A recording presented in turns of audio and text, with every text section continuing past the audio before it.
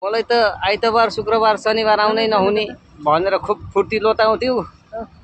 आज यी गोठे पनि आउँछ गो। आज शुक्रबारी बारी पलाजा मल यता ग्रिन मल छ, तर ग्रिन मल त मैले तिमीलाई देखाउन नपनि होला भनेर जानकारी गराउँछु।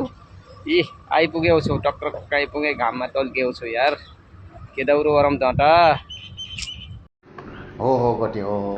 तिमी 15 दिनमा एकचोटि जान्छौ, त्यो थाहा छ मलाई पनि, तिमीले पनि जानकारी गराएका थियौ। र त्यस दिन फेरि अब तिम्रो मखरमौरीलाई ग्रिन मलमा राखेको छौ र तिमी मेन रोडमा आएर भिडियो बनाएका छौ भन्ने कुरो त मलाई पनि थाहा छ नि।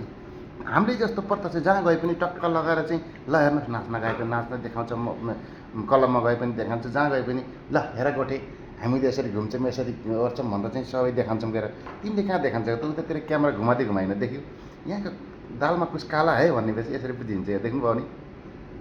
त्यही भएर गोठे यताउति हिँड्दाखेरि अब मन साफ भएको मान्छेले चाहिँ सबै चिज देखाउँछ कि, सबै चिज देखाउँछ, क्यामेरा सर्फ घुमाउँछ।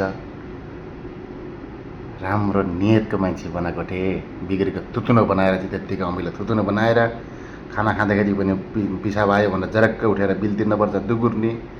अब भिडियो बनाउँदाखेरि पनि मखरमौरी देखिन्छन् भनेर ग्रिन मलतिर न देखाउने, उतातिर जाँदिनँ म देखाउँदैन पनि भन्ने।